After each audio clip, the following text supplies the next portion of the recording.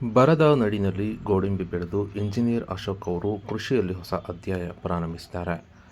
ಇನ್ನು ಕೋಟೆನಾಡು ರಾಜ್ಯದಲ್ಲಿಯೇ ಅತಿ ಹೆಚ್ಚು ಕಡಿಮೆ ಮಳೆ ಬೀಳುವ ಪ್ರದೇಶವೆಂದು ಗುರುತಿಸಿಕೊಂಡಿದೆ.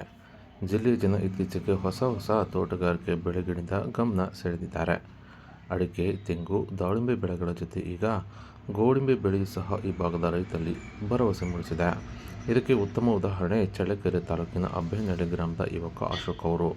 ಇನ್ನು ಎಲೆಕ್ಟ್ರಾನಿಕ್ ಇಂಜಿನಿಯರಿಂಗ್ ಪದವೀಧರರಾಗಿದ್ದು, ಕೋವಿಡ್ ಲಾಕ್ಡೌನ್ ಸಮಯದಲ್ಲಿ ಊರಿಗೆ ಮರಳಿದ ಅವರು ತಂದೆಯೊಂದಿಗೆ ಕೃಷಿಯಲ್ಲಿ ತೊಡಗುವ ನಿರ್ಧಾರ ಕೈಗೊಂಡರು. ಅದರಂತೆ ಶೇಂಗಾ ಬೆಳೆದು ಜೀವನ ನಡೆಸುತ್ತಿದ್ದ ಅವರು 6 ಎಕರೆ ಜಮೀನಿನಲ್ಲಿ ಮಲೆನಾಡು ಹಾಗೂ ಕರಾವಳಿಗೆ ಸೀಮಿತವಾಗಿದ್ದ ಶ್ರೀಮಂತರ ದುಬಾರಿ ಬೆಳೆ ಎಂದೇ ಪರಿಗಣಿಸಲ್ಪಟ್ಟ ಗೋಡಂಬಿ ಬೆಳೆಯನ್ನು ಪ್ರಯೋಗವಾಗಿ ಬೆಳೆದರು. ಕಡಿಮೆ ನೀರಿನಲ್ಲಿ ಬೆಳೆಯುವ, ಕಡಿಮೆ ಖರ್ಚಿನಲ್ಲಿ ಅಧಿಕ ಲಾಭ ನೀಡುವ ಈ ಬೆಳೆ ಇದೀಗ ಅಶೋಕ್ ಅವರಿಗೆ ಉತ್ತಮ ಆದಾಯ ತಂದುಕೊಟ್ಟಿದೆ. ಗೋಡಂಬಿ ತೋಟದಲ್ಲಿ ಫಸಲು ಘಮ ಬಂದಿದೆ. ಬರದ ನಾಡಿನಲ್ಲಿ ಈಗ ಗೋಡಂಬಿಯ ಘಮ ಪರಿಮಳ ಹರಡಿದೆ.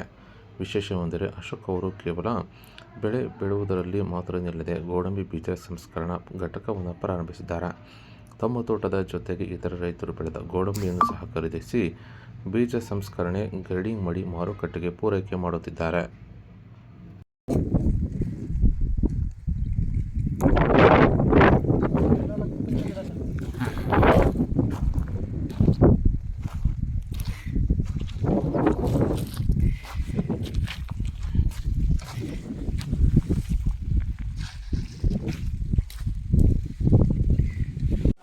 ಇಂಥದ್ದೇ ಇದೇ ಥರ ಹಿಂಗೆ ಬರ್ಬೇಕು ಅಂತೇಳಿ ಗ್ರೇಡ್ ಮಾಡುತ್ತಾರೆ.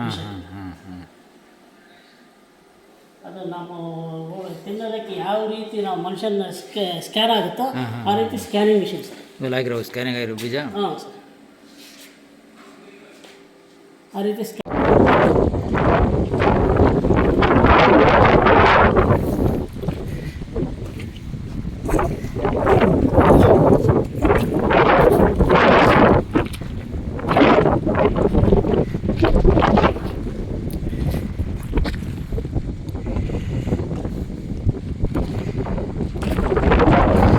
ಎಷ್ಟು ಕಟಾವು ಆಯ್ತು ಇದ್ದಾರೆ, ಎಷ್ಟೇ ಕಟಾವು ಇದೆ. ಯಾರು ಅಂತಾರೆ ಗೌರ್ಮೆಂಟ್ ನೌಕರಿ ಸಿಕ್ಕಂಗಲ್ಲ. ದಿನ ಪೂರ್ತಿ ವರ್ಷ ಪೂರ್ತಿ ಸಹ ಕೂಲಿದ್ದಂಗೆ ಕೆಲಸ ಇದ್ದಂಗೆ. ಅವ್ರೇನು ನಮಗೆ ಮನೆ ಮಕ್ಕಳಿದ್ದಂಗೆ ಸರ್. ಅದಲ್ಲ ಅವ್ರ ಹತ್ರ ಇನ್ವೆಸ್ಟ್ ಮಾಡಬೇಕು. ಸುಮ್ಮನೆ ಅವ್ರ ಡ್ಯೂಟಿ ಅವ್ರು ಮಾಡಿಬಿಡ್ತಾರೆ.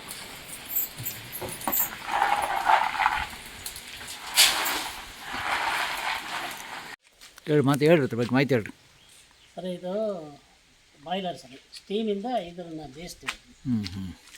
ಬೇಯಿಸಿ ಆದ ನಂತರ ಆ ಕಡೆ ಅದು ಗ್ರೇಡ್ ಮಾಡುತ್ತೆ. ಅದು ಸ್ಟೀಮರ್. ಅದು ಹಾಂ, ಸ್ಟೀಮ್. ಇದು ಬೇಯಿಸೋದು. ಇದು ಹಾಂ, ಬೇಯಿಸೋದು. ಅದು ಬರೀ ಆವಿಯಿಂದಲೇ ಬೇಯಿಸೋದು. ಆವಿಯಿಂದ ಬೇಯಿಸ್ತೀರ.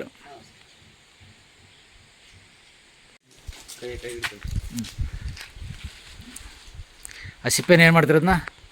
ಇದು ಹುರುಳು. ಹುರುಳು.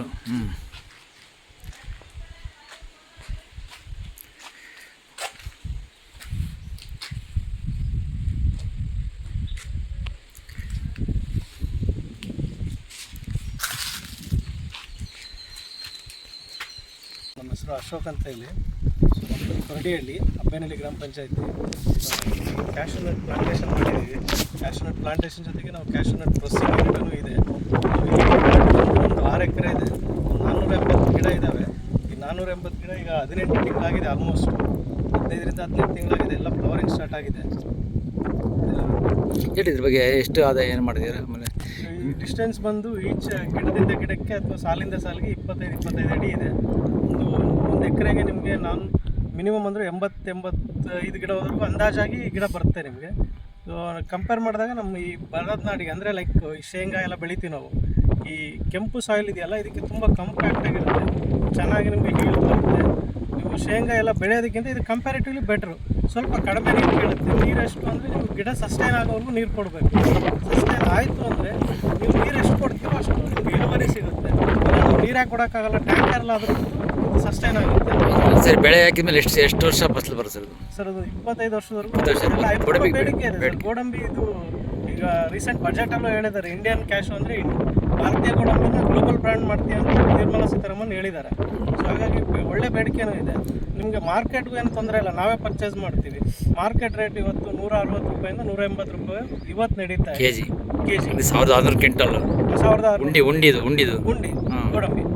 ನಾವು ಅದನ್ನ ಪರ್ಚೇಸ್ ಮಾಡ್ತೀವಿ, ನಾವು ಪ್ರೊಸೆಸ್ ಎಲ್ಲ ನಾವು ಮಾಡ್ತೀವಿ. ಅದನ್ನ ನೀವೇನು ಬೇಡ, ಹಣ್ಣು ಬಿದ್ದಿರುತ್ತೆ, ಹಣ್ಣು ಕಲೆಕ್ಟ್ ಮಾಡಿ ಡ್ರೈ ಮಾಡಿ ನಮ್ಗೆ ಕೊಡಿ, ನಾವೇ ಬಂದು ಪರ್ಚೇಸ್ ಮಾಡ್ತೀವಿ.